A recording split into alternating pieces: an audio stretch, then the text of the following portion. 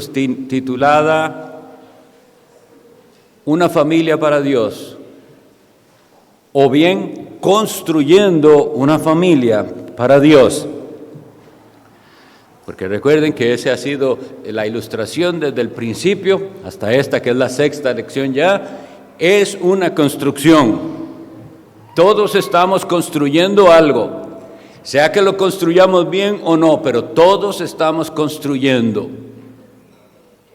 Y recordamos el Salmo 127 que dice, si Jehová no edificare la casa, en vano trabajan los que la edifican. Usted está construyendo, está edificando, que es lo mismo. Si está haciéndolo en vano o no, eso depende de si usted está prestando atención a las instrucciones del arquitecto divino. Porque lo que estamos construyendo debemos construirlo según las instrucciones, especificaciones del plano que hizo el arquitecto divino. Es Dios el que dijo cómo debe ser la familia. Y cada vez que lo hagamos a nuestra manera tendremos problemas. Quisiera que leamos en el libro de Josué, en el capítulo 24, el versículo 15. La lección de hoy se llama Una familia que sirve a o trabaja para Dios. Josué 24, 15. Está hablando Josué al pueblo de Israel una vez que han pasado a la tierra de Canaán. Y les dice, y si mal os parece servir a Jehová, escogeos hoy a quien sirváis, si a los dioses a quienes sirvieron vuestros padres cuando estuvieron al otro lado del río, o a los dioses de los amorreos en cuya tierra habitáis, pero yo y mi casa serviremos a Jehová. Hay un reto que es también el que tenemos que tomar nosotros. ¿Cómo vamos a hacer las cosas? ¿Vamos a hacerlo a nuestra manera o como el mundo lo hace? ¿O vamos a atender lo que Dios dice? Esa palabra servir involucra mucho, porque como ustedes ven está siendo confrontado con quiénes van a ser sus dioses. Los dioses que tenían sus antepasados al otro lado del río, los dioses de esta tierra a la que llegaron, Canaán. Pero habla de servir, quiere decir que al Dios al que usted adora, a ese le sirve. Adorar y servir está unido, y servir es trabajar para. Le pregunto, ¿usted trabaja para Dios? ¿Está construyendo su familia como algo que se hace para Dios? Y al hablar de adoración, yo voy a hacer un muy breve repaso de cosas que en otro momento lo veremos, porque es importante que entendamos ya extensamente qué pide Dios de nosotros como adoradores. Pero tenemos que entender qué es la adoración y qué es la alabanza, porque se ha malentendido y por mucho tiempo la gente ha asociado adoración, alabanza como si fueran simplemente estilos de canto. Y la gente... Ustedes conocen cuántos hay que piensan que una canción es de adoración si es así suavecita y que es de alabanza si es movidita. Nada de eso viene de la palabra de Dios. Eso es puro mundo metido en la iglesia. La palabra adoración, tanto en hebreo como en griego, que es proskuneo, tiene que ver con postrarse. Físicamente es derrabarse al tierra. Eso es el concepto más básico, pero obviamente tiene un significado. ¿Por qué alguien se postraría ante otro? Por reconocer su grandeza y por su sumisión. Estoy aquí a tus pies, haré lo que me digas. Eso es lo que se representa con el acto de doblar las rodillas ante alguien. Y el término alabanza, esto yo sé que lo he repetido muchas veces, pero somos olvidadizos, deben grabarlo aquí. En la Biblia, la primera vez que aparece el término alabar, ni siquiera se refiere a Dios. Se refiere a una mujer, y en Génesis 12:15 dice que los siervos del faraón la alabaron a Sara delante del faraón. ¿Qué significa que la alabaron? No significa que le cantaron una canción, significa que hablaron bien de ella. Dijeron, mira qué mujer esta. que viene con este hebreo, Abraham, sus cualidades, su hermosura, su afecto, su carácter, lo que sea que hayan hablado bien, eso es alabarla. Entonces quiere decir que nosotros entendemos que alabar a Dios no es solo cantarle, es reconocer nosotros cuán maravilloso es Él y expresarlo. En los Salmos, por ejemplo, viene muchísimas veces el término alabad, es decir, es un mandato, todos debemos alabar a Dios. Pero la Biblia nos dice que hasta el sol y la luna alaban a Dios. Salmo 148:3 dice, alabadle sol y luna, alabadle vosotras lucientes estrellas. Y no está hablando de que los astros y el sol le cantan a Dios, sino que al cumplir ellos el propósito por el cual fueron creados, están alabando a Dios. Entonces, aplicación, ¿está usted cumpliendo el propósito por el cual Dios lo creó? Si es así, su vida es una alabanza a Dios. Si no, es una ofensa a Dios. Es que esto es lo que quisiéramos. Uno quisiera pensar, no, yo no alabo a Dios, pero no estoy haciendo nada malo. No, si usted no hace lo que Dios le mandó a hacer, usted está ofendiendo a Dios porque está en desobediencia. Ahora vamos a ver una cita en Éxodo 34, los versículos 5 y 8. El libro de Éxodo, capítulo 34. En los versículos del 5 al 8 vemos la importancia de lo que es un verdadero encuentro con Dios.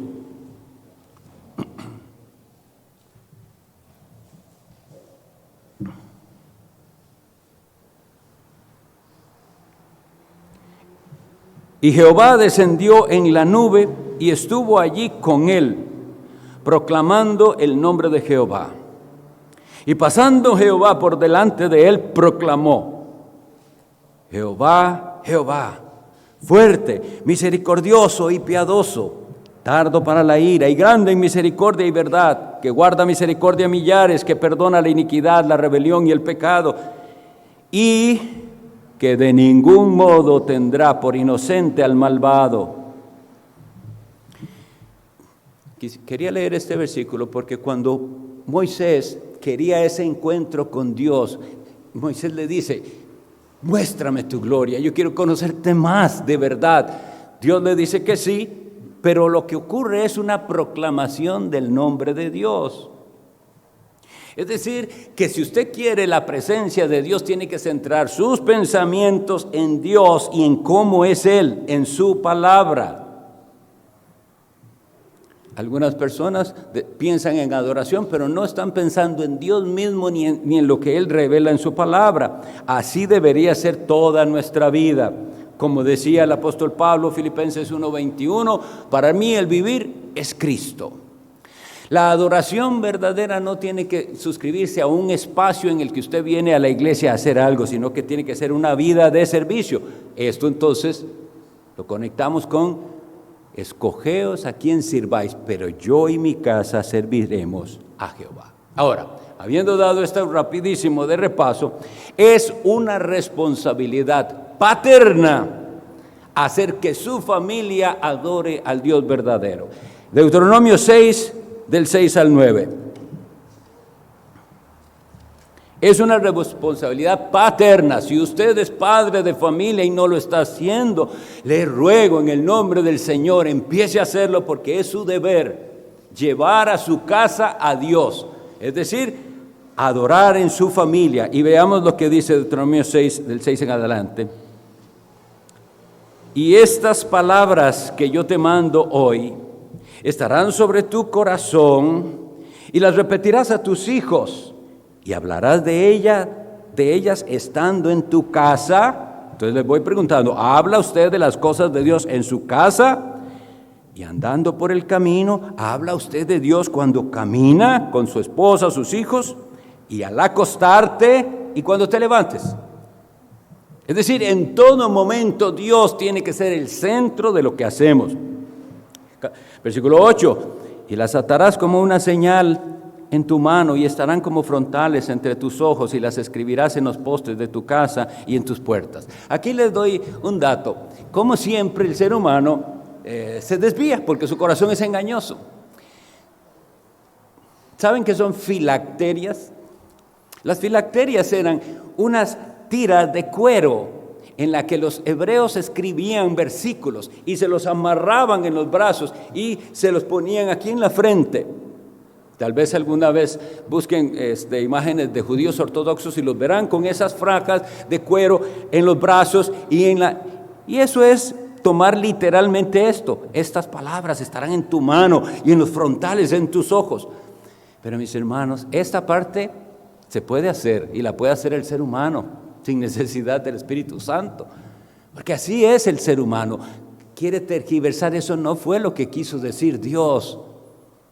Claro que está bonito, si usted en su casa tiene versículos en los postes, muy lindo, pero eso no es garantía de que usted esté adorando a Dios. Eso es más fácil hacerlo que adorar verdaderamente a Dios.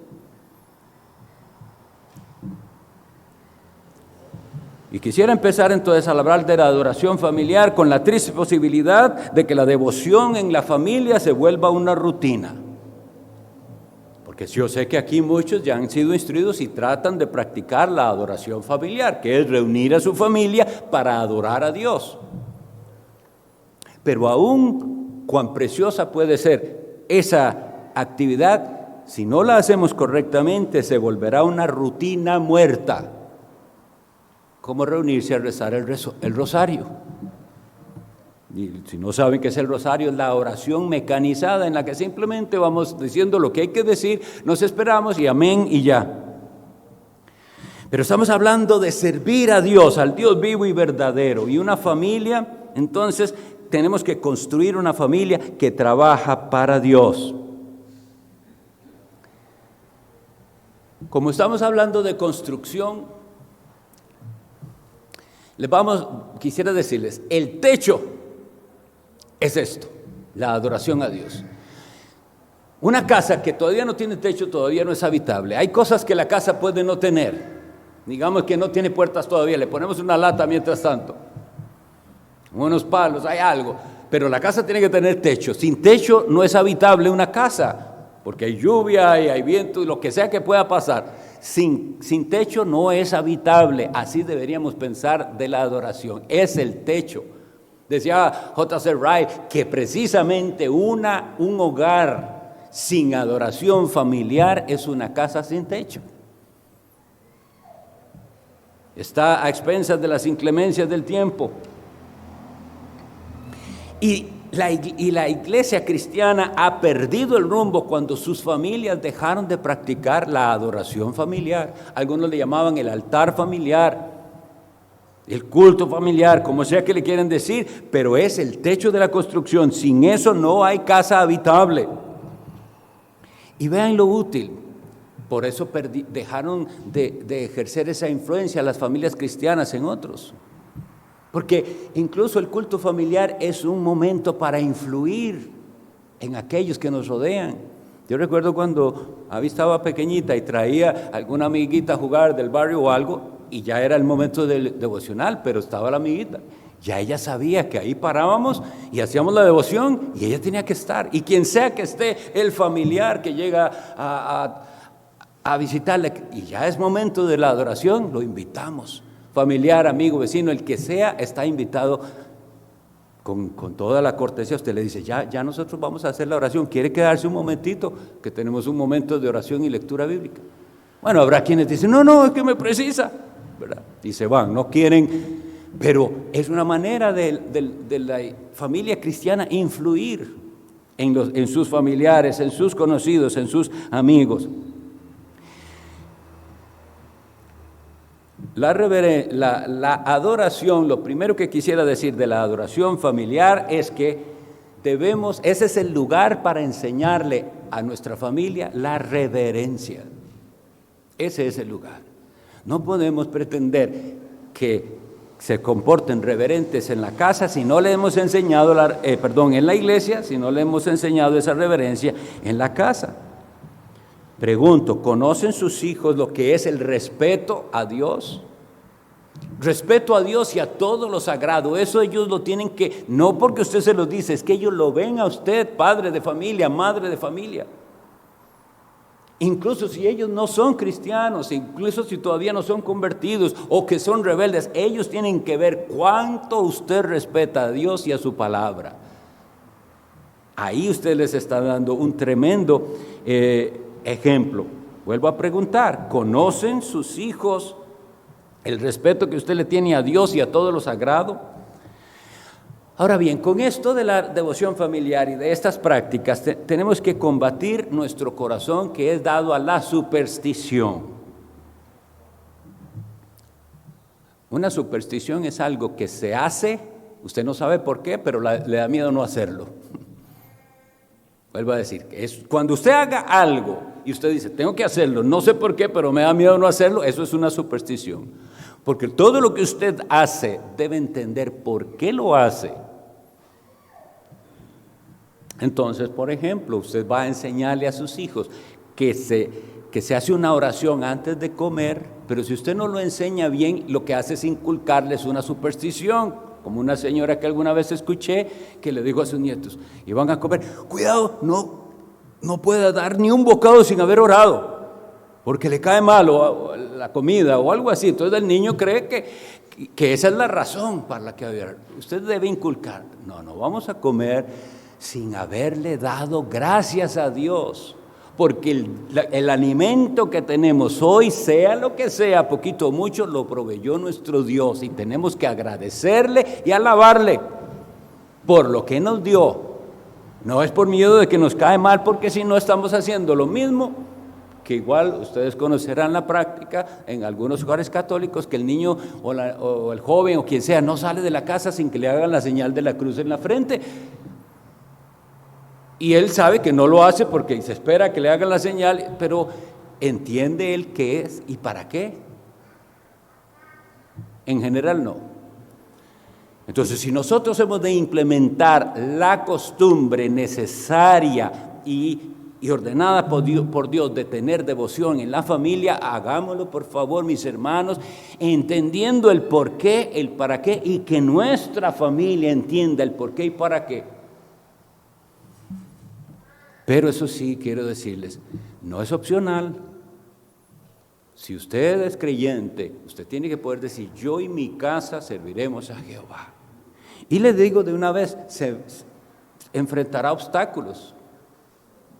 Pensemos, ¿usted cree que Satanás está contento cuando en una casa el líder espiritual dice, tengo el reto de que nunca se nos pase un día, en la medida de lo posible, ¿verdad? Porque hay días que no se pudo por algo especial, sin que yo y mi casa, yo reuní a mi familia para abrir la Sagrada Escritura, orar y adorar a nuestro Dios.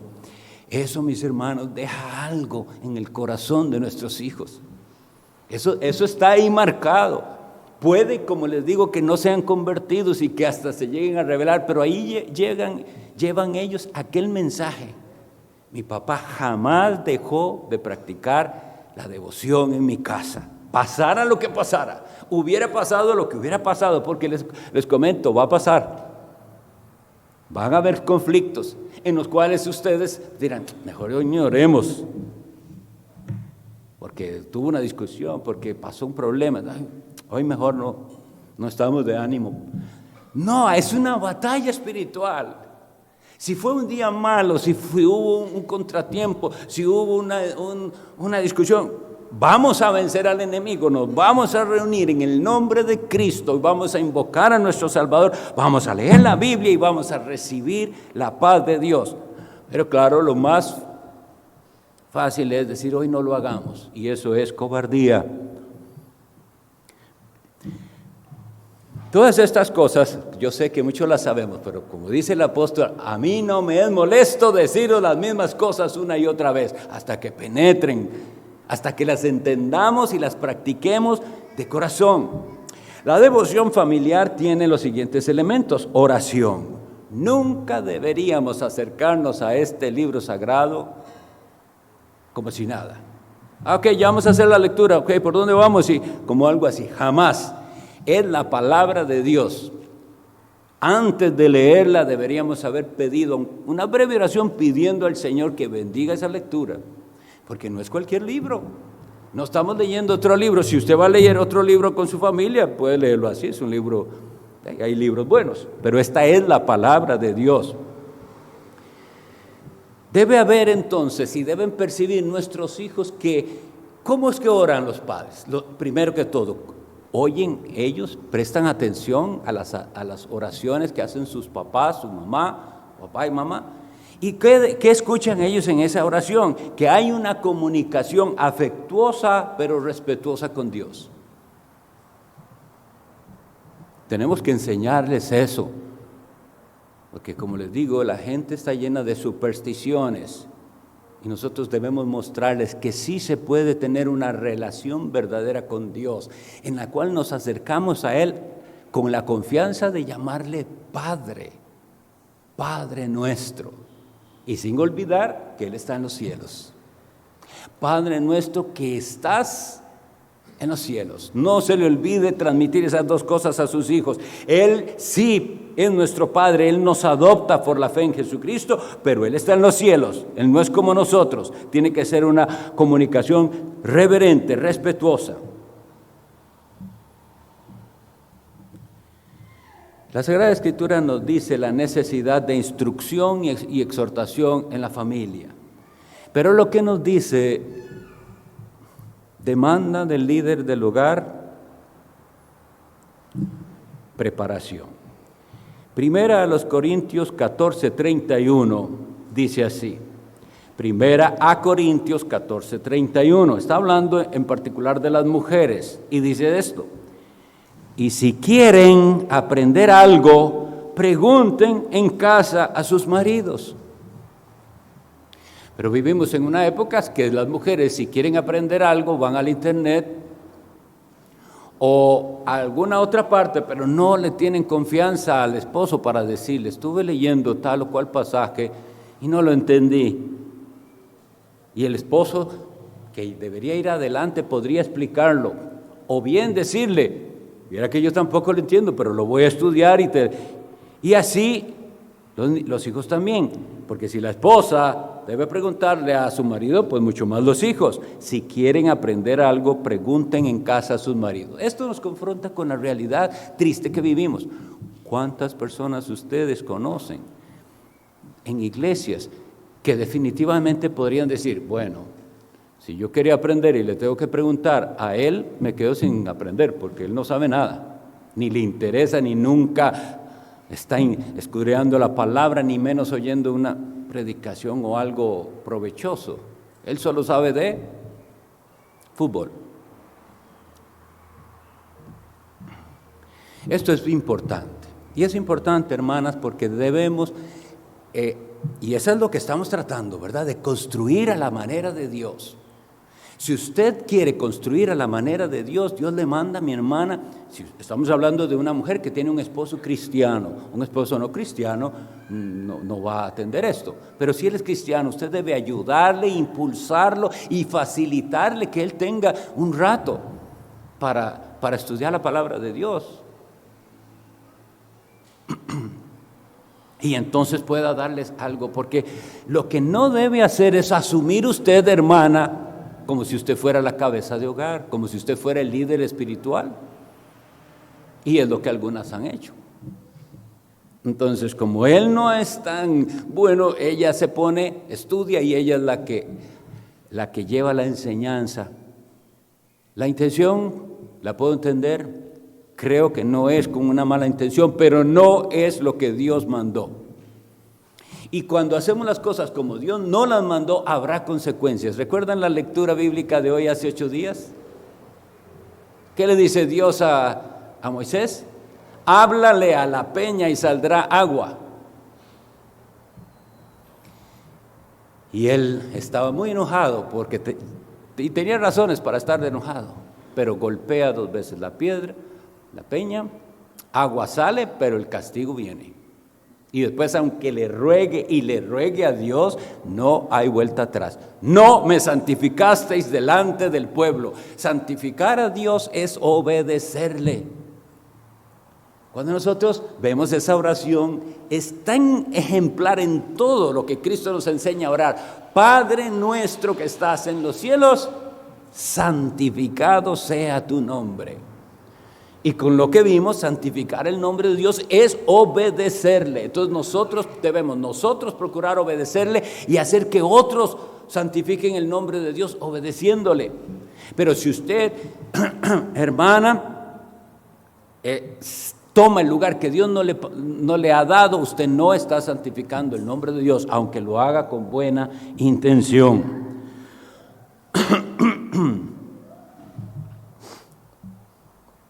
En el culto familiar, yo pudiera decir que el canto no es necesariamente indispensable, pero es muy recomendado. Ahora, no es como cualquier canto. Vamos a explicar esto porque es algo en lo que Dios tiene que enseñarnos si no lo hemos estado practicando correctamente. Hay gente que canta porque le gusta cantar. Nada más. Y lo mismo canta un himno que una cumbia o lo que sea. La que se le venga a la mente está cantando. El canto de que estamos hablando es un canto de alabanza a Dios. Y debemos entonces cantarle a Dios como Él merece y recordar que esta es una manera en que Dios nos confronta quiénes somos nosotros. Porque la Biblia dice en el Salmo, puso en mi boca cántico nuevo, alabanza a nuestro Dios. Quiere decir que es el Espíritu Santo el que le hace a usted desear cantarle algo a Dios. Y si usted no siente ningún deseo de cantarle algo a Dios, y vean que quiero hacer esa insistencia de que nosotros no debemos cantar porque nos gusta la melodía. Hay melodías muy lindas, y de hecho hay melodías que no son ni siquiera de cosas cristianas, que son bastante bonitas. Y eso no está mal, pero ¿por qué canta usted? Tiene que transmitirle eso también a sus hijos. Lo que cantamos no es simplemente porque me gusta la melodía, es que hay una alabanza a Dios. De hecho, si usted no entona muy bien y si usted prefiere, yo la verdad que canto muy feo, no puedo dirigir a mi familia en la alabanza, usted lee un salmo y esto es un canto al Señor. Recita el salmo. Es una alabanza. Hay muchos salmos de alabanza. Los salmos de alabanza se les llama Halel. ¿A qué se les parece? A aleluya, ¿verdad? Porque son de alabanza. Bien, entonces, recordemos, no es como cualquier canto. De hecho, nada de lo que se hace ahí es como el resto de la rutina diaria. Y nuestros niños entenderán eso. Ahora, ahí también hay una gran oportunidad evangelística. Porque usted topará a algunos padres, algunos no, algunos tienen niños con mejor temperamento, más obedientes, más quietos, otros inquietos, que ellos como son sinceros dirán alguna vez, ¡ay, otra vez! Porque ellos no quieren. Y se muestra que su corazón quiere solo lo que es agradable, entretenido y divertido para ellos, pero este momento de invocar a Dios no les parece agradable. O incluso cualquier otra persona que esté en la adoración familiar, se le notará, ay, ojalá que termine pronto. O, qué bonito, tomar un momentito para leer la palabra de Dios. Ahora bien, aquí vamos a la segunda parte, que tiene que hacerse con sabiduría. ¿Cuánto debe durar el devocional familiar? Eso depende de cada familia y de los integrantes de la familia. Una vez más la exhortación, mis estimados hermanos, si hay niñitos pequeños, tenemos que ser considerados los niños pequeños. No se puede hacer un devocional larguísimo ni una lectura larguísima. Claro, si usted tiene ya hijos grandes y la ocasión se da, pueden alargar la lectura y hasta los comentarios. Pero que no sea por falta de sabiduría suya que su niño no puede estar en el devocional porque dice, ese es el rato larguísimo que papá lee, yo no estoy entendiendo nada. Sea sabio, tiene que hacer su lectura breve de la palabra de Dios, su explicación. Pero bueno, aquí una vez más, usted padre de familia que es el encargado de la devoción, ¿con qué actitud la hace? Llega usted a la devoción como diciendo, es que en la iglesia dicen que es obligación mía hacerla, y todos se lo notan, que usted lo está haciendo por pura obligación. o nota a su familia que dice, familia, vamos a agradecer a Dios. Bueno, yo siempre recomiendo que, o por lo menos en mi caso, el mejor momento es después de cenar o después de estar juntos tomando café, después de algo en lo que estamos juntos y que nadie todavía se levante, vamos a la devoción, a agradecer por lo que Dios nos dio, a ir a la palabra. Ahora, en estos minutos solo quiero dar unas sugerencias con respecto al contenido. Son sugerencias. No hay nada escrito que diga tiene que ser esto y lo otro. Son sugerencias, mis estimados. Y algunos entenderán por qué lo digo de manera de sugerencia. La forma y el contenido. Entonces, yo pienso que sería muy útil para las iglesias y las fortalecería mucho si las familias de la iglesia deciden hacer repasos de lo que ha sido aprendido en el día del Señor.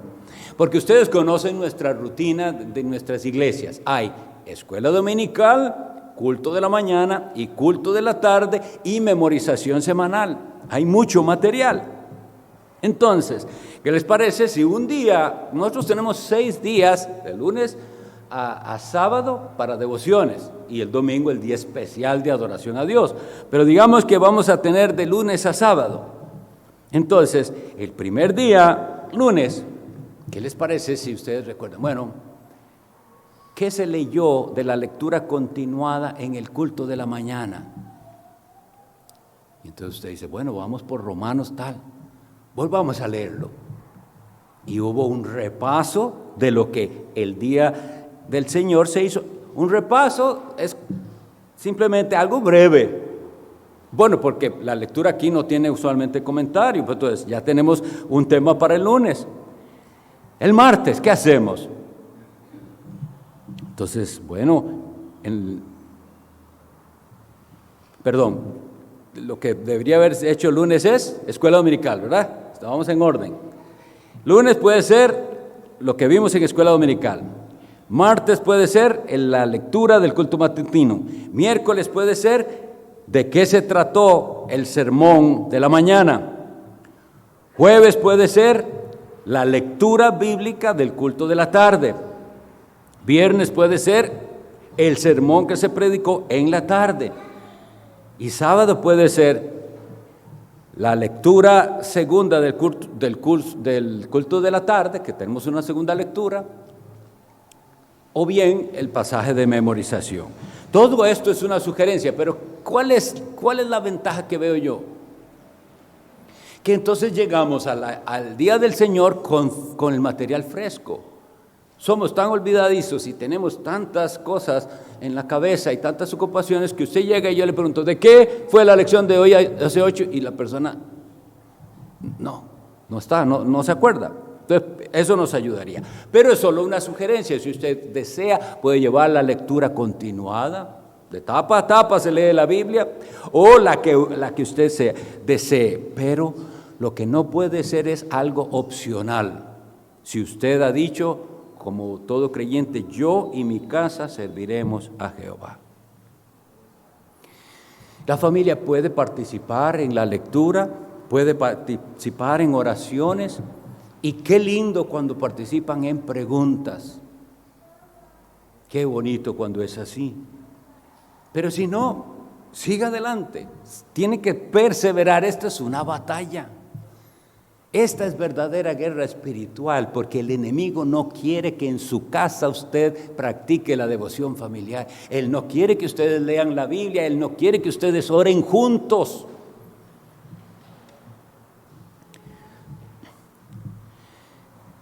La adoración que tenemos nosotros aquí los domingos será deficiente, es decir, no la apropiada, en la medida que nuestra adoración personal y familiar sea deficiente. Usted no puede pretender, o sí puede hacerlo, pero es un engaño y es lo que daña a la iglesia. Venir aquí y adorar muy fervorosamente y parecer que usted es un súper adorador y resulta que usted en lo privado no es así. Qué triste sería eso, ¿verdad? Es realmente engañarnos a nosotros mismos. Pero si usted lleva una vida de devoción personal, eso mejorará la manera en que usted adora aquí. Y como familia, si usted es familia creyente de cristianos, practican la adoración familiar, la adoración del domingo será algo mucho más precioso para el Señor. Lo que siempre decimos, en la casa se les enseña a los niños diciendo, hay que hacer silencio, ya no hay que estar jugando. Nosotros vamos a tener en esta serie después cinco lecciones con respecto al tema de la crianza de los hijos, y eso entonces lo explicaremos más profundamente en otro momento. Pero tenemos que aprender algo. Ellos necesitan conocer lo que es la reverencia, y que hay un momento especial durante el día en el que ya no pueden jugar, ya tienen que estar quietos, ya tienen que estar en silencio. Papá está leyendo el libro sagrado. Y cuando están tan pequeñitos, ellos todavía no saben, pero ellos tienen la imagen. Me acuerdo de papá con un libro abierto y hablando. Y todavía él no entendía, pero ya va quedando en ellos la semilla sembrada de la palabra de Dios. Ahora hay unas cosas que debemos considerar, mis estimados. Cuando ustedes envían a sus hijos a la escuela normal o al kinder o así, les pregunto, ¿permiten los maestros que usted vaya con el arsenal de juegos? ¿Por qué no lo permiten? Hay su momento de juego, sí, pero ¿por qué es que no lo permiten? Porque hasta donde yo sé, no se permite llevar a clases en primaria, en secundaria, sus juguetes, las cosas que usted tiene, porque le distrae y usted tiene que estar atento. Entonces, ¿por qué pensamos que a la iglesia sí se puede? ¿Verdad? Ellos deberían ver, y no que no pueda ver, por ejemplo, en los que se quedan aquí, sus espacios de que ellos se entretienen o algo, pero ¿cuál es el mensaje que necesitamos darles? En la iglesia, en el culto, quiero decir, al Señor no se juega, no es el lugar de jugar. Y ellos deben entenderlo, pero no deben entenderlo como, no es el lugar de jugar, qué pena. No, es que hacemos algo que es mucho más diferente y bonito y que no es de esta vida, que no es de cosas de esta vida. Ustedes y yo somos los culpables si los niños están viendo un mal ejemplo. Ustedes y yo somos los culpables si ellos toman la casa de Dios como ese momento terrible en que tenía que aguantarme, hacer otras cosas que quería hacer. No, nosotros tenemos que pedir perdón al Señor y adorarle de tal manera que nuestros hijos digan, papá y mamá lo están pasando tan bien que yo quisiera tener eso que ellos tienen, que se les ve esa alegría en la iglesia, esa devoción tan grande, ¿qué es? Eso es adorar a Dios en espíritu y en verdad. Eso es conocer a quién se está acercando usted. Eso es entender que la palabra de Dios es el centro de nuestra adoración. Vuelvo a Moisés en Éxodo 34 para que veamos cómo está de relacionado esto.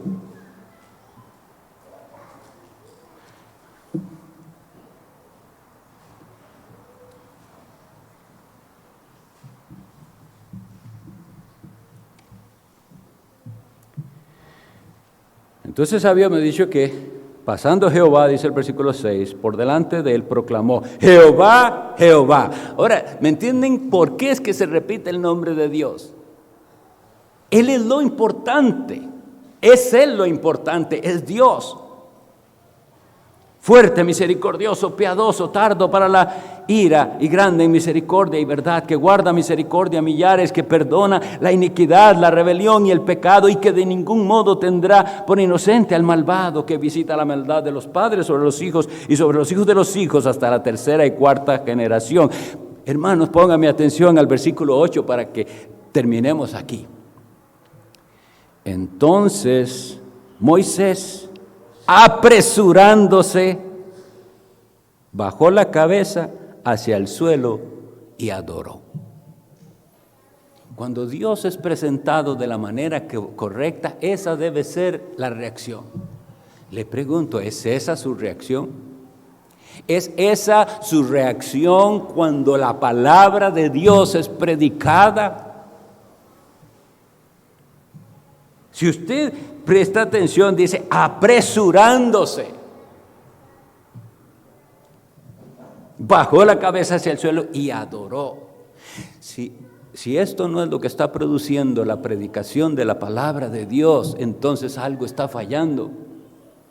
Porque ese es el resultado en Moisés, el hombre que hablaba directamente con Dios. Nosotros tenemos que pedir que tanto en la iglesia como en nuestros hogares la palabra de Dios sea tan central que al terminar nosotros en esa oración hagamos eso que Moisés dice: me postro y adoro. Es que Él es maravilloso. Y entonces vemos el fallo. ¿Dónde está el fallo en la enseñanza? Que no está centrada en Dios. Dios es el centro. Procuremos entonces en nuestros devocionales familiares, aunque tenemos que tal vez pasar por una historia aquí y allá, pero Dios es el centro. Y de Él proviene todo lo que ustedes y yo necesitamos. Termino diciendo, recuerden, estamos construyendo una casa. La familia es una construcción de una casa. Una casa sin devoción familiar es una casa sin techo, no es habitable. Apresúrese mi hermano, apresúrese mi hermana, que su casa espiritual tenga techo. La adoración a Dios. Dios los bendiga, vamos a tener el receso.